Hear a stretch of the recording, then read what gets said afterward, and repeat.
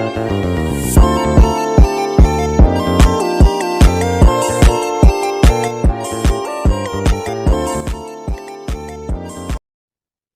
teman-teman semuanya, perkenalkan nama aku Lulu Nashwa Asisektia, biasa dipanggil Lulu. Aku dari program studi Akuntansi Sektor Publik Sarjana Terapan kelas 27. Di video kali ini kita akan bahas bareng mengenai materi perpajakan yang pastinya seru banget, yaitu PBB, P2, dan BPHTB. Adapun pokok bahasan dalam pertemuan ini, yang pertama overview pajak daerah dan retribusi daerah dalam UU HKPD, yang kedua PBB P2, dan yang ketiga BPHTB.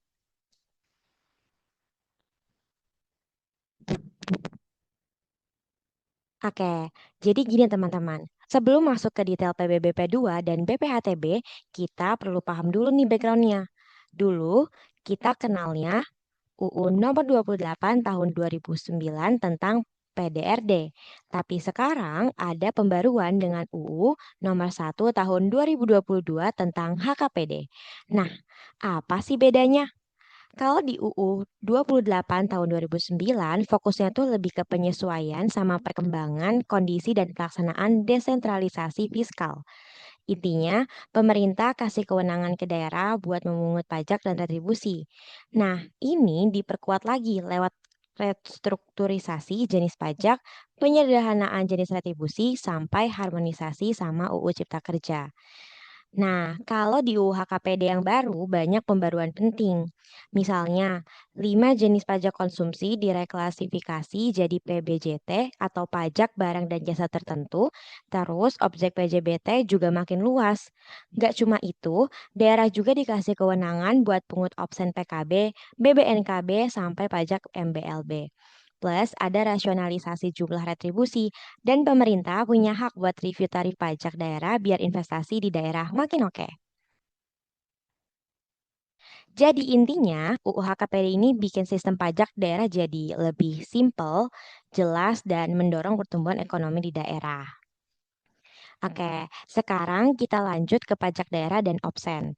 Nah, teman-teman, di slide ini kita bisa lihat pembagian jenis pajak daerah yang ada di tingkat kabupaten atau kota, dan ada dua istilah penting di sini, yaitu dikenakan sama dipungut. Jadi jangan sampai bingung ya. Di yang bagian kiri, yang pertama ada pajak-pajak yang dikenakan oleh pemerintah kabupaten atau kota. Isinya ada PKB, BBNKB, PAB, PAP, pajak rokok, PBBKB, dan opsen pajak MBLB. Nah, terus di bagian yang kanan atau yang dipungut oleh pemerintah kabupaten atau kota ada PBBP2 yaitu pajak bumi dan bangunan pedesaan dan perkotaan, ada BPHTB biaya perolehan hak atas tanah dan bangunan, ada PBJT pajak barang dan jasa tertentu, ada pajak reklame PAT atau pajak air tanah, lalu ada pajak sarang burung walet. Yap, burung walet juga kena pajak ya teman-teman. Dan ada opsen PKB serta opsen BBNKB. Jadi, mungkin tambahan nih buat yang masih bingung. Kata opsen sendiri itu artinya kayak tambahan pungutan yang disetorkan ke daerah. Misalnya, ada pajak kendaraan bermotor di provinsi. Nah, kabupaten juga bisa dapat tambahan dari situ lewat opsen. Jadi, ini cara pemerintah bagi-bagi kewenangan pajak antara pusat, provinsi, dan juga kabupaten. Gimana teman-teman? Paham ya sampai sini? Jadi, secara sederhana, pajak-pajak ini dikelola di tingkat daerah tapi dibagi-bagi supaya sistemnya lebih rapi. Oke, kita lanjut ya ke slide berikutnya. Selain pajak daerah, ada juga yang namanya retribusi daerah. Kalau pajak itu sifatnya wajib dan tidak selalu ada imbalan langsung, retribusi ini beda, teman-teman.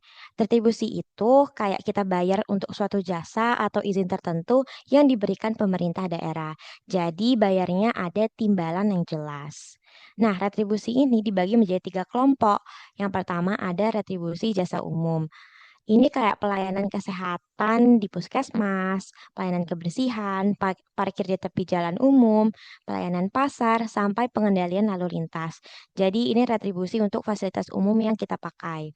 Lalu yang kedua ada retribusi jasa usaha. Nah, ini biasanya terkait penggunaan fasilitas atau aset milik daerah. Misalnya, penyewaan tempat untuk pasar grosir, terminal, tempat pelelangan ikan, bahkan tempat parkir di luar badan jalan. Ada juga pelayanan rumah potong hewan, penyewaan villa, penginapan, sarana rekreasi atau olahraga sampai pemakaian aset daerah. Jadi, kalau kamu pernah lihat gedung serbaguna nih, milik Pemda yang disewa buat nikahan, nah itu masuknya ke retribusi jasa usaha. Lalu yang ketiga ada retribusi perizinan tertentu.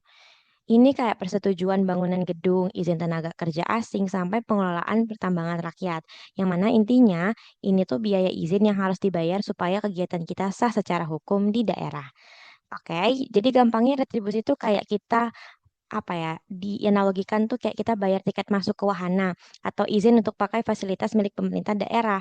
Jadi ada manfaat yang langsung kita rasakan. Kalau pajak kan nggak gitu, pajak lebih ke kontribusi umum untuk pembangunan.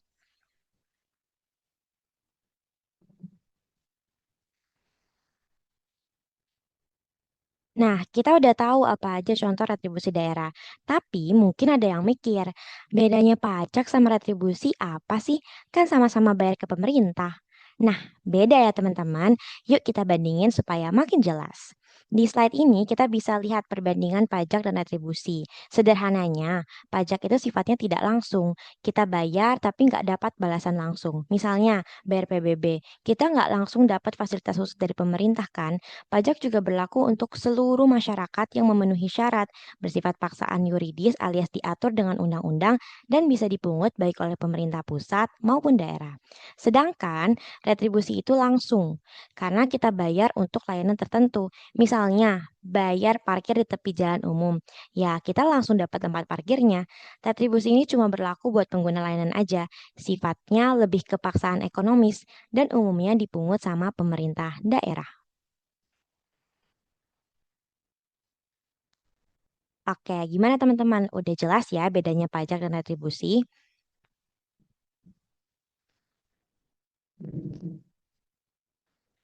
Nah, tadi kita udah bahas perbedaan pajak dan retribusi. Tapi gimana dengan aturan lama versus aturan baru? Pasti ada masa transisi kan, biar nggak kaget. Nah, itu dia yang disebut ketentuan peralihan. Ketentuan peralihan ini intinya menjebatani antara aturan lama dengan aturan baru, biar semua proses pajak dan retribusi tetap berjalan mulus. Yang pertama, kalau ada hak dan kewajiban wajib pajak atau wajib retribusi yang belum kelar sebelum UU baru ini berlaku, penyelesaiannya tetap pakai aturan lama. Jadi nggak tiba-tiba diganti begitu saja. Yang kedua, perda-perda yang disusun berdasarkan UU PDRD lama atau UU 28 tahun 2009 masih berlaku maksimal 2 tahun setelah UU HKPD diundangkan. Jadi daerah punya waktu untuk menyesuaikan. Yang ketiga, khusus untuk pajak kendaraan bermotor atau PKB, BBNKB, pajak MBLB, dan opsen-opsennya, masa transisinya lebih panjang, yaitu 3 tahun sejak UU ini berlaku. Lalu yang terakhir, peraturan pelaksanaan dari UU HKPD ini harus ditetapkan paling lama 2 tahun sejak UU ini mulai jalan. Jadi nggak ada alasan nih buat daerah untuk nggak siap.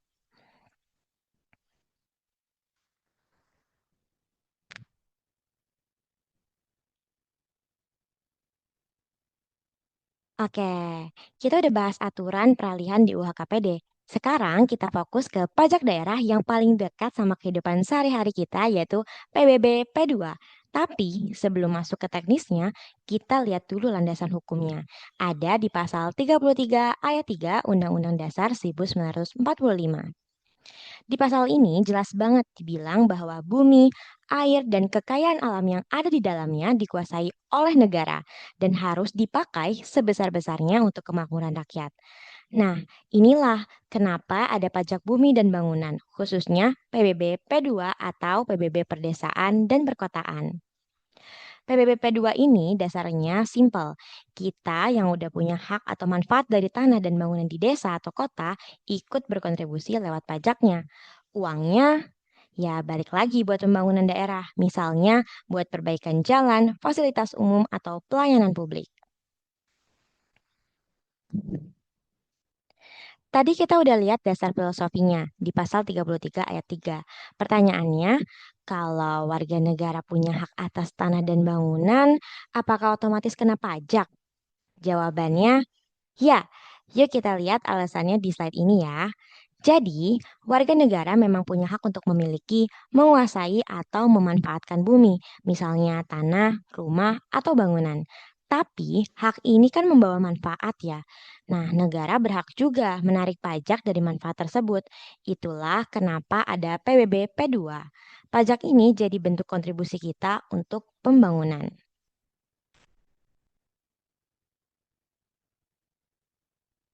Sekarang kita kan udah tahu kenapa warga negara kena pajak dari hak atas tanah atau bangunan ini. Tapi ada yang menarik nih. PBB itu disebut pajak objektif. Apa maksudnya? Jadi, artinya pajaknya ini dikenakan berdasarkan kondisi objeknya, yaitu tanah atau bangunan, tanpa melihat kondisi pribadi wajib pajaknya. Jadi mau orangnya kaya, miskin, single, atau udah nikah, pokoknya selama punya objek pajak ya kena PBB. Nah, adapun cara perhitungan PBB ini unik karena menggunakan sistem semi self-assessment, yaitu gabungan dari self-assessment dan juga official assessment. Coba ya kita bahas satu persatu. Di bagian self-assessment-nya. Jadi wajib pajak mengisi data objek pajak lewat SPOP dulu atau surat pemberitahuan objek pajak dan juga LSPOP atau lampiran dari SPOP itu. Jadi ini kayak kita melaporkan data tanah dan bangunan kita ke pemerintah. Lalu di bagian official assessment-nya setelah itu pemerintah melakukan penilaian, penetapan lalu menerbitkan SPPT atau surat pemberitahuan pajak terutang. Jadi wajib pajak tinggal bayar sesuai ketetapan di SPPT-nya. SPPT-nya. Oke, kita udah tahu sistem penetapan PBB. Nah, sekarang kita fokus ke PBB P2 alias Pajak Bumi dan Bangunan Perdesaan dan Perkotaan, yang dimana ini menjadi kewenangan pemerintah daerah. Oke, PBB secara umum adalah pajak yang dikenakan atas bumi dan bangunan yang dimiliki, dikuasai, atau dimanfaatkan oleh orang pribadi maupun badan yang sudah disebutkan sebelumnya. Tapi PBB ini terbagi jadi dua kelompok besar berdasarkan kewenangannya. Yang pertama ada perdesaan dan perkotaan atau P2, yaitu PBB untuk bumi dan bangunan di wilayah pedesaan dan perkotaan. PBB P2 ini jadi kewenangan pemerintah daerah sesuai UU Nomor 1 Tahun 2022. Jadi kalau misalnya kita mau bayar PBB rumah atau tanah di kota, ya uangnya masuk ke kas daerah. Lalu yang kedua ada P5L, yaitu perkebunan, perhutanan, dan pertambangan. Pengusahaan panas bumi, pertambangan minerba, dan lainnya. Nah, yang kedua ini merupakan kewenangan dari pemerintahan pusat sesuai dengan UU Nomor 12 Tahun 1994. Jadi gampangnya, kalau PBB P2 itu untuk tanah dan bangunan di tempat kita tinggal atau usaha di kota atau desa, sedangkan PBB P5L itu untuk sektor-sektor besar kayak tambang atau hutan.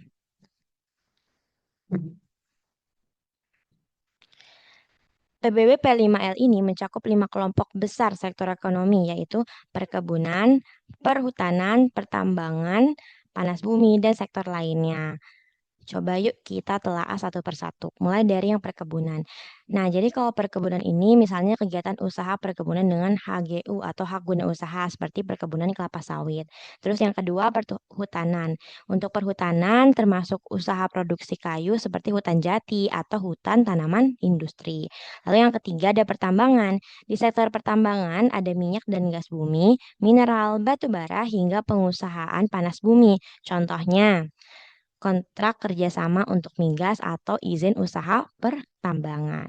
Lalu yang terakhir ini ada sektor lainnya. Nah, sektor lainnya ini unik karena mencakup usaha di luar wilayah kabupaten atau kota. Misalnya usaha perikanan tangkap, budidaya ikan, jaringan pipa, jaringan kabel listrik, telekomunikasi, bahkan fasilitas penyimpanan atau pengolahan terapung kayak FSO, FSO atau FSRU. Tadi kita udah bahas seru-seruan soal PBBP 5L yang berlaku buat sektor-sektor spesial kayak pertambangan, kehutanan, migas, dan kawan-kawannya. Sekarang kita lanjut ke bagian yang suka bikin bingung nih. Bedanya apa sih antara PBBP 2 dan PBBP 5L? Yuk langsung aja kita bahas bareng. Jadi kita mulai dulu dari wilayah berlakunya.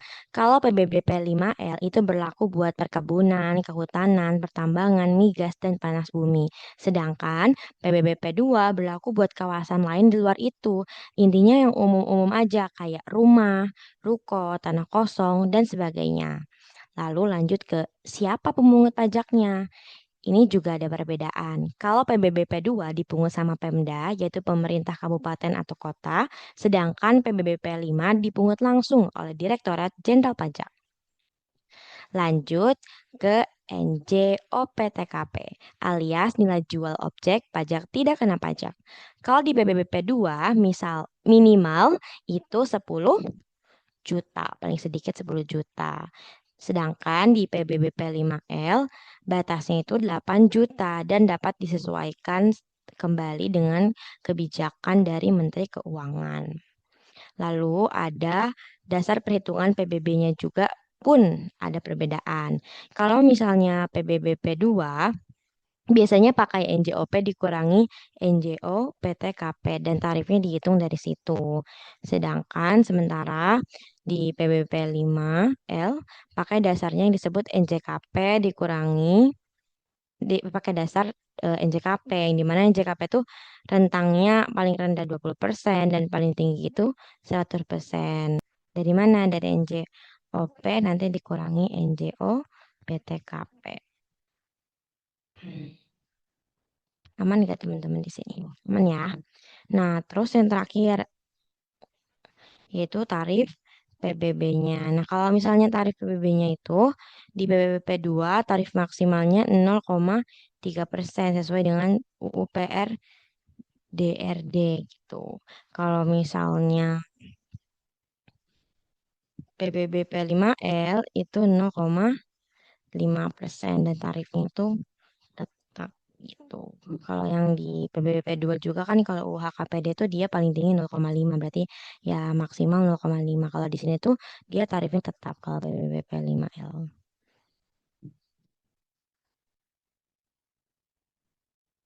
Oke, sekarang kita lanjut ke pembahasan mengenai apa sih yang dimaksud dengan objek dalam PBBP 2.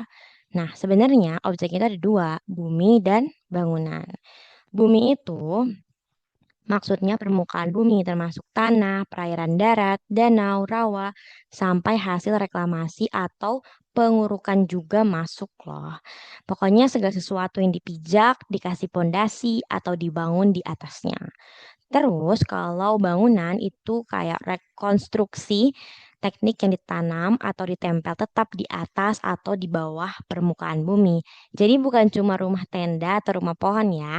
Contohnya kayak rumah tinggal, gedung perkantoran, jembatan, sampai pusat perbelanjaan juga masuk ke dalamnya.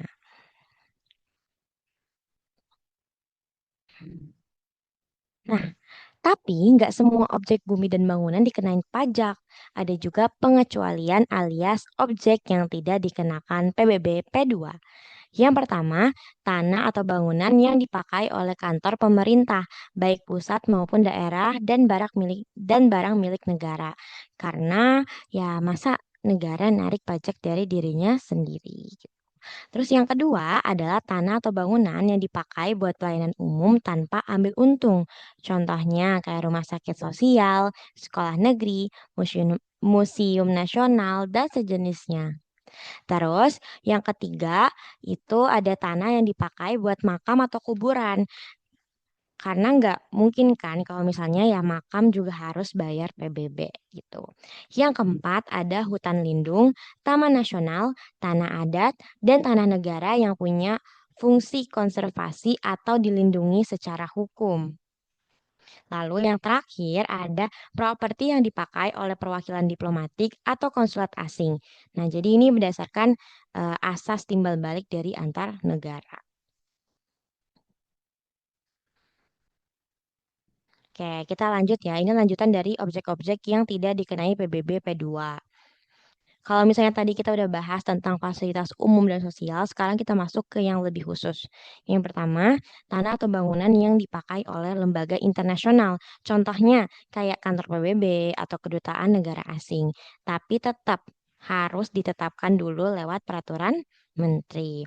Lalu yang kedua, yaitu jalur untuk kereta api, MRT, LRT, dan sejenisnya. Tapi ingat ya, yang dibebaskan tuh cuma jalur relnya aja, bukan stasiun, kantor, atau area bisnis kayak tempat makan dan parkirannya. Lalu yang ketiga, itu ada rumah tinggal yang nilai NJOP-nya rendah. Nah, ini ditetapkan langsung oleh kepala daerah. Tujuannya apa? Tujuannya agar masyarakat berpenghasilan rendah tuh nggak terbebani. Dan yang terakhir nih, yaitu objek yang udah dikenain pajak bumi dan bangunan oleh pemerintah. Jadi, biar nggak double pajaknya ya cukup satu kali aja. Oke, kita lanjut ke slide berikutnya. Dan ini adalah subjek pajak alias siapa sih yang dikenai pajak? Subjek pajak itu bisa orang pribadi ataupun badan yang punya hak atas tanah atau bangunan, menguasai atau menggunakan dan memanfaatkan tanah atau bangunan itu sendiri. Nah, dari sini subjek pajak wajib ngisi formulir yang disebut SPOP, yang tadi ya, Surat Pemberitahuan Objek Pajak atau LSPOP, yaitu lampiran Surat Pemberitahuan Objek Pajak. Lalu nanti dikirimkan ke Pemkap atau Pemkot buat diterbitin dokumen yang namanya SPPT alias Surat Pemberitahuan Pajak Terutang. Kalau udah terdaftar dan dapat SPPT, artinya kamu resmi jadi wajib pajak.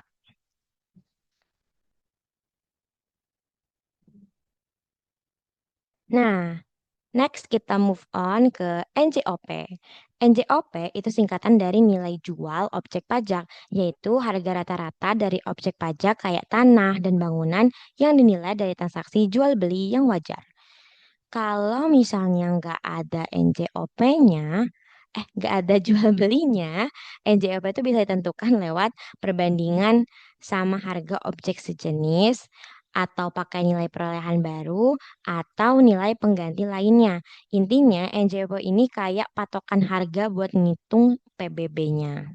Proses penilaian NJOP. Nah, NJOP ini ditetapkan lewat proses penilaian oleh pemerintah daerah biasanya setiap 3 tahun sekali, kecuali daerahnya tuh berkembang pesat. Bisa jadi nanti dinilainya jadi tiap tahun. Nah, supaya makin paham, mungkin langsung aja nih kita masuk ke contoh soalnya ya. Di sini, berdasarkan hasil penilaian, nilai jual bumi adalah 2 miliar untuk luas area 600 meter persegi. Pertanyaannya, berapakah NJOP bumi? Oke, berarti kita bisa hitung dulu harga per meternya kayak gimana, yaitu dihitung 2 miliar dibagi 600 meter persegi, yang dimana harganya berarti 3 3.333.333,33 per meter perseginya. Terus nanti kita cocokin harga itu ke klasifikasi kelas bumi yang ada di sini, yang ditetapkan di Perda. Misalnya di sini masuk ke kelas 146 dan nilai dari NJOP-nya adalah 3.375.000 per meter persegi. Maka tinggal kita hitung aja nih, tinggal kita kali sama luas tanahnya, yaitu 3.375.000 dikali 600 meter persegi sama dengan 2.025.000.000. Nah, inilah yang disebut dengan NJOP bumi. Gimana teman-teman? Gampang nggak? NJP itu penting banget karena nanti bakal dipakai buat ngitung pajak yang harus dibayar. Jadi awas jangan sampai ketukar sama harga jual karena harga jual itu kan harga sebenarnya dari suatu tanah atau bangunan di pasar. Kalau NJOP itu harga yang nanti ditetapin pemerintah sebagai dasar untuk ngitung PBB-nya. Dan NJOP ini bisa lebih rendah atau lebih tinggi dari harga pasar tergantung update dari Pemda dan kebijakan di wilayah tersebut.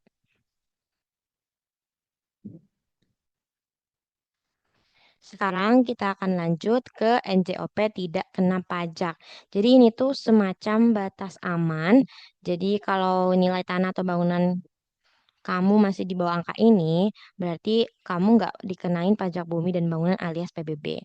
Angkanya berapa? Minimal 10 juta untuk setiap wajib pajak dan itu udah ditetapkan dalam aturan ya.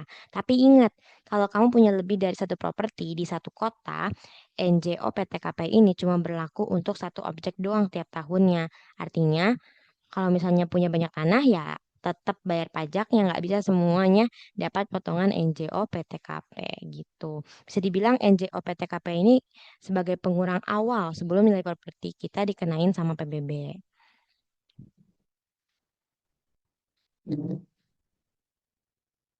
Nah, kita udah dapat NJOP-nya dan udah tahu NJO PTKP-nya. Sekarang gimana nih cara kita menghitung PBB-nya, dasar perhitungan PBB P2. Rumusnya kayak gini, yaitu tarif pajak dikali dengan NJOP dikurangi NJOP utang. Tapi tarif pajak ini nggak sembarangan. Berdasarkan aturan, tarif dihitung dari paling rendah 20% sampai paling tinggi 100% tergantung pada nilai objeknya. Nah, supaya makin kebayang dan supaya makin paham, langsung aja kita coba kerjain contoh kasus di slide ini. Jadi, Tuan Amir punya dua properti, satu di Kecamatan A dan satunya lagi di Kecamatan B. Tapi dia tinggalnya di Kecamatan B. Oke, kita lihat dulu NJOP masing-masing. Di Kecamatan A, nilai tanah dan bangunannya kalau misalnya dijumlahin itu 13 juta. Sedangkan di Kecamatan B, nilai bumi dan bangunannya kalau misalnya dijumlahin tuh jadi lebih gede ya, yaitu 27 juta. Nah, karena NJOP yang paling tinggi ada di Kecamatan B, NJOP TKP atau pengurang atas NJOP cuma dikasih ke properti yang di Kecamatan B aja. Yang Kecamatan A-nya nggak dapat NJOP TKP. Kenapa? Karena aturan PBB itu satu orang cuma boleh dapat satu NJOP-TKP atau boleh sekali aja gitu. Dan itu buat properti yang paling tinggi nilai NJOP-nya.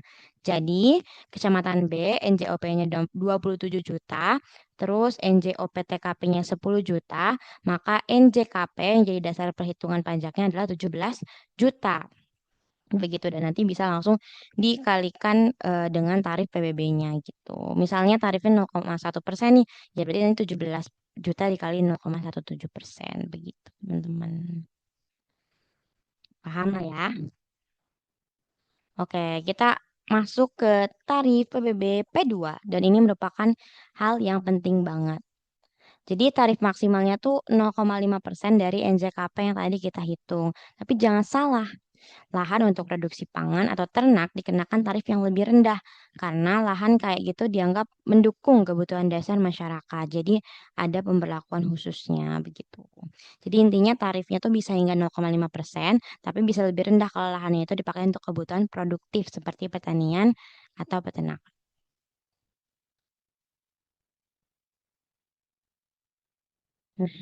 Oke, teman-teman, kita mulai bahas tentang PBB P2 terutang. Jadi, PBB P2 atau pajak bumi dan bangunan pedesaan dan perkotaan itu dihitung pakai rumus. Ya, iyalah pasti ya. Tapi rumusnya beda, tergantung kita mengikuti UU yang mana. Kalau berdasarkan UU HKPD, cara ngitungnya tarif dikali NJOP dasar perhitungan PBB P2. Sedangkan kalau pakai UU per DRD, rumusnya tuh tarif dikali NJOP dikurangi NJOP TKP alias nilai jual objek pajak tidak kena pajak. Jadi keduanya sama-sama pakai tarif dan NJOP, tapi beda di pengurangannya gitu. Nah, kalau misalnya gambar yang ada di tengah ini tuh contoh dari surat SPPT yang biasanya dikirim ke rumah kita, yang dalamnya itu udah ada info NJOP dan pajak yang harus kita bayar. Sekarang kita masuk ke contoh soal supaya makin paham ya. Nah, di sini ceritanya ada Pak Juli yang tinggal di rumah dengan luas tanah 250 meter persegi dan bangunan 200 meter persegi. Kita baca dulu soalnya. Bangunan memiliki NJOP 2.100.000 per meter persegi dan tanahnya 800.000 per meter persegi. Peraturan di kota tersebut menyebutkan bahwa tarif PBB 2 ialah sebesar tarif maksimal sesuai UU NJOP TKP yaitu 15 juta. Dan NJOP sebesar dasar perhitungan PBB diatur sebesar 20% untuk NJOP yang kurang dari 1 miliar. Maka hitunglah PBB P2 terutang sesuai ketentuan dalam UU PDRD dan UU HKPD. Oke, jadi kalau misalnya kita pakai rumus UU PDRD, total NJOP-nya itu kan 620 juta. Dapat dari mana? Dari NJOP-nya yang per meter persegi dikaliin aja sama luasnya. Terus nanti NJOP dari bumi dan bangunannya dijumlahin jadi total NJOP-nya 620 juta. Terus NJOP TKP-nya itu 15 juta, maka dasar perhitungan PBB-nya yaitu 620 juta dikurangi 15 juta menjadi 605 juta. Dan 605 juta inilah yang nanti dikalikan dengan tarif PBB terutangnya. Nah, di sini tarifnya 0,3%. Jadi tinggal dikaliin aja 605 juta dikaliin 0,3%. Jadi 1.815.000. Awas ya teman-teman ini jangan ketukar nih. Loh kok ini 0,3 sih di sini 20%. 20% di sini tuh dasar perhitungan PBB-nya ya teman-teman. Bukan tarif dari pajak bumi dan bangunannya gitu. Nah, kalau misalnya pakai cara UU HKPD, ini tuh NJOP dasar perhitungannya nih yang tadi nih baru dipakai nih di sini. Pertama, cari dulu total NJOP-nya sama 620 juta. Terus tidak kena pajaknya 15 juta, ditemuilah NJOP dikurangi NJOP TKP-nya 605 juta. Nah, nggak berhenti di sini aja, tapi dilanjut lagi. Dicari NJOP dasar perhitungan PBB-nya itu sebesar 20%. Jadi 20%-nya dari si 605 juta ini yaitu 121 juta. Yang di mana nanti dikaliin lagi PBB terutangnya dikali 0,5%, maka jadi 605.000. Gimana teman-teman? Aman ya? Aman. Kita lanjut lagi. Nah, terakhir kita bahas soal kapan dan di mana si PBB itu dianggap terutang. Oke. Terakhir ini yang akan kita bahas. Kapan dan di mana PBB P2 dianggap terutang? Saat terutang itu dihitung berdasarkan kondisi objek pajak per 1 Januari. Jadi misalnya tanah kamu masih kosong tanggal 1 Januari, terus kamu bangun rumahnya bulan Maret. Ya, yang dihitung tetap tanah kosong karena patokannya itu tanggal 1 Januari, bukan kondisi setelahnya. Terus kalau tempat terutang itu misalnya di daerah tempat objek pajaknya berada. Jadi kalau misalnya rumah aku di Karawang, ya bayar PBB-nya tuh ke Pemda Karawang, bukan ke tempat domisili aku tinggal sekarang gitu di Bintaro gitu. Jadi bukan melihat aku si subjeknya ada di mana, tapi lihat objeknya. Dia itu ada di mana objeknya. Kalau misalnya aku bangun rumahnya di Karawang, ya berarti bayar PBB-nya ke Pemda Karawang. Supaya makin paham, kita lanjut ke contoh soal. Nah, di contoh soal ini tentang Pak Hasan yang punya dua rumah nih, guys.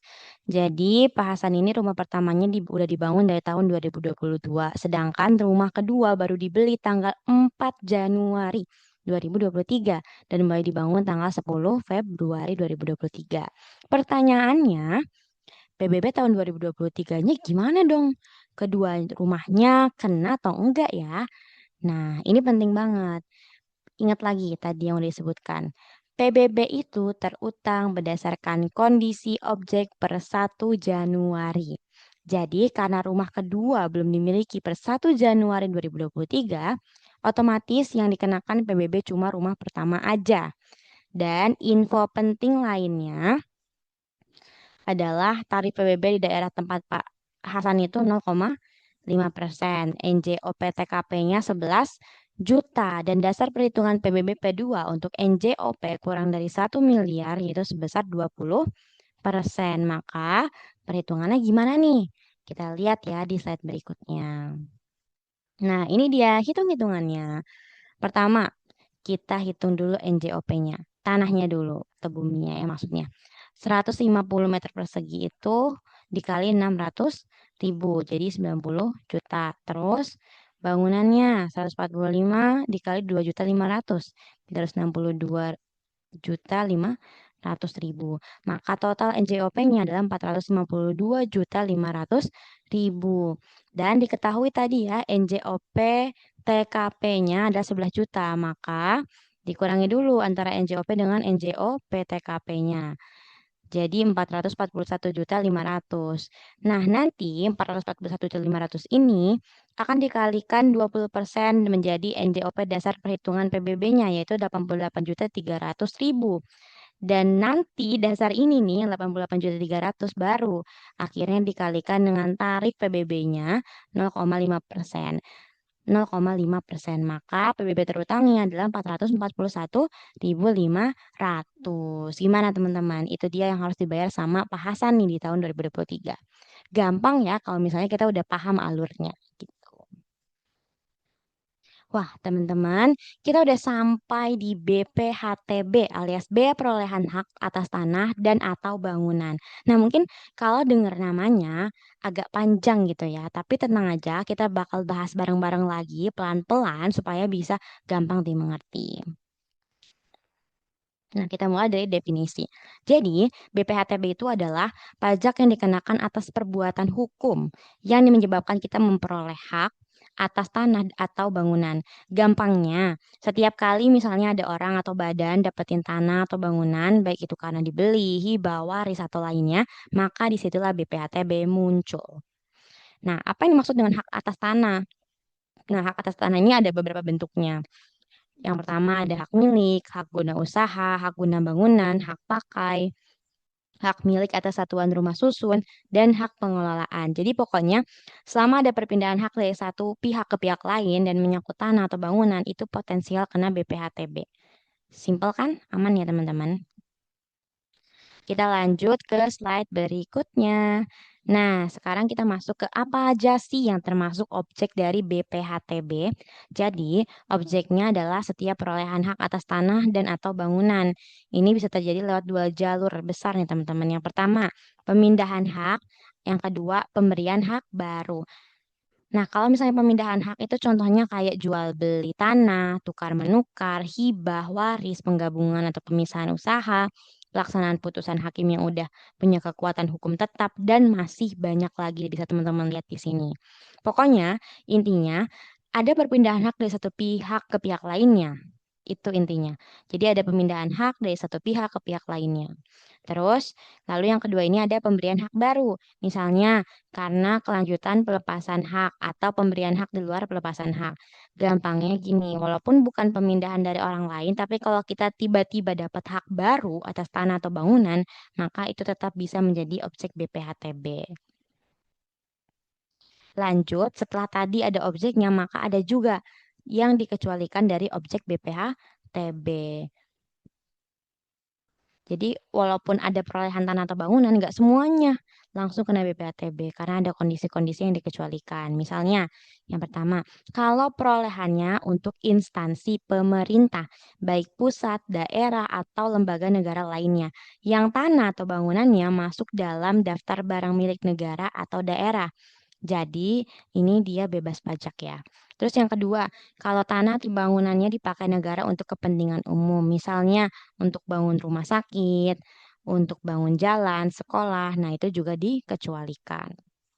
Terus yang ketiga, kalau yang dapat tanah atau bangunan itu adalah perwakilan lembaga internasional dan mereka nggak pakai itu buat cari untung, tapi buat lakuin tugas-tugas resminya.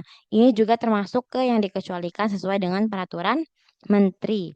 Lalu yang terakhir yaitu perwakilan diplomatik dan konsulat juga dikecualikan asal negara asal mereka juga kasih perlakuan yang sama ke kita. Nah, ini dia yang disebut dengan asas timbal balik. Jadi BPHTB itu nggak saklek ya, tetap ada pengecualian sesuai dengan konteks dan juga fungsinya.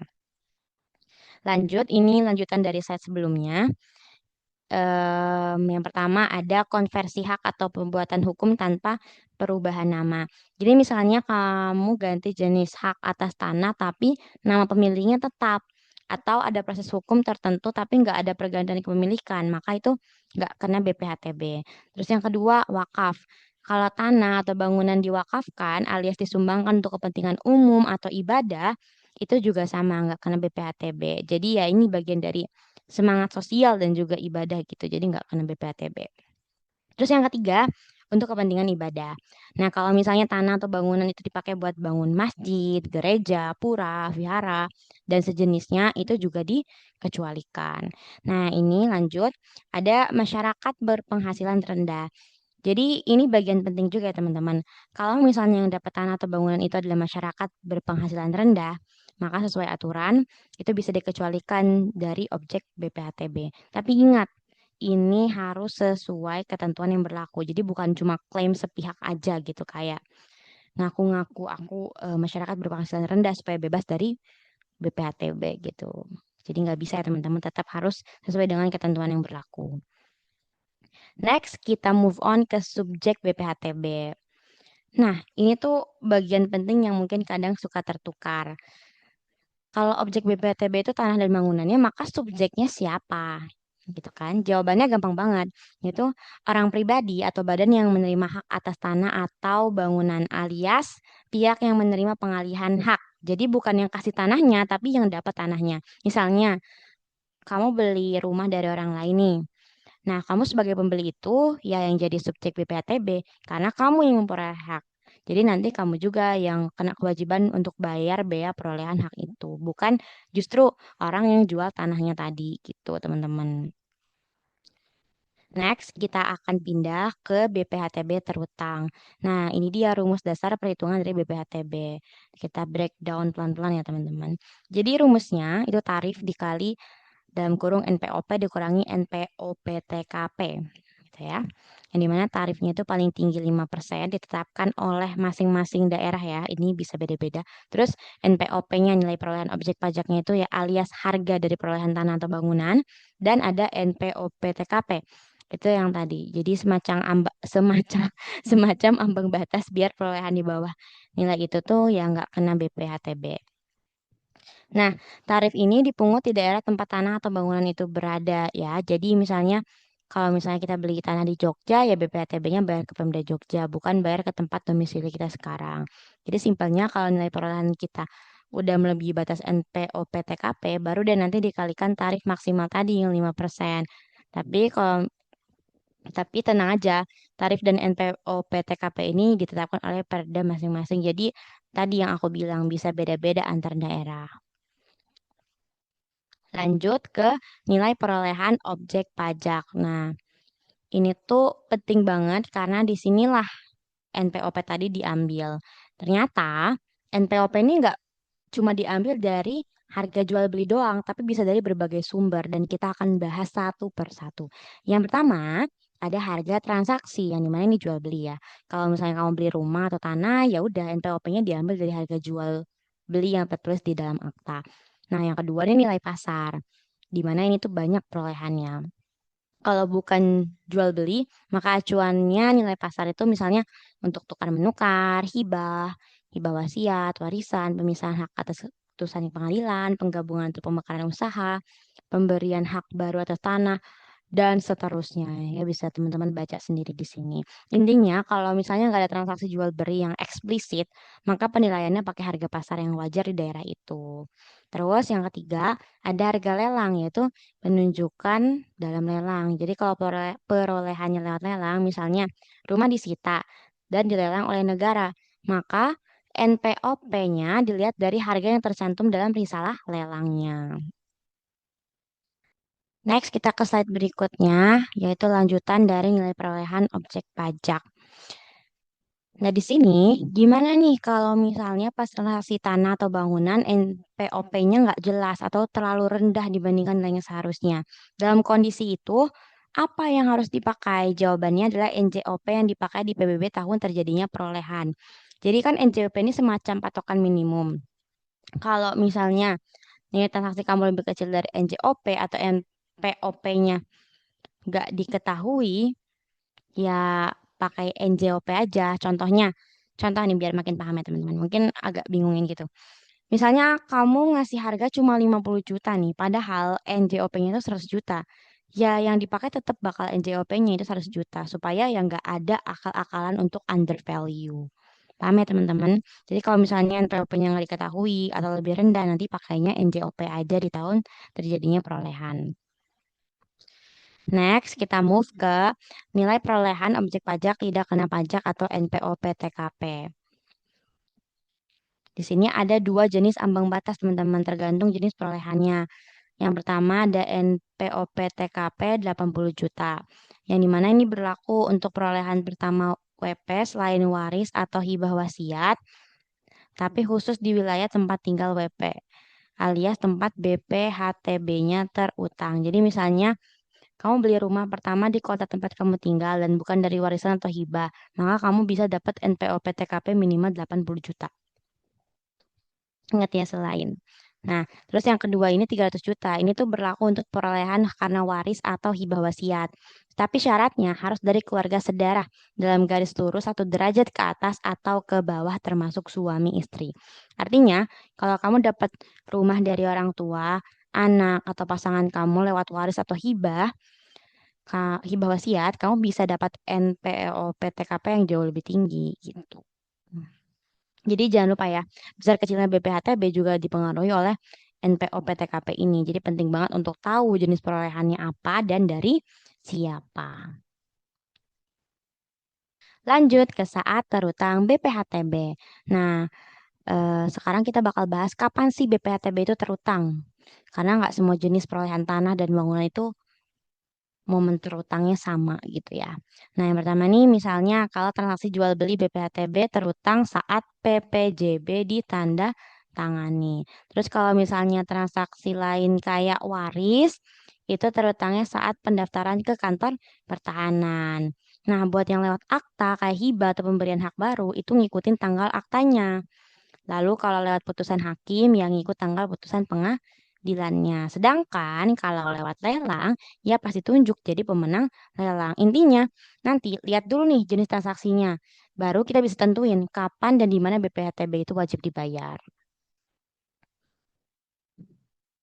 Next, kita kenalan sama yang namanya SSP BPHTB, alias Surat Setoran Pajak Daerah buat BPHTB.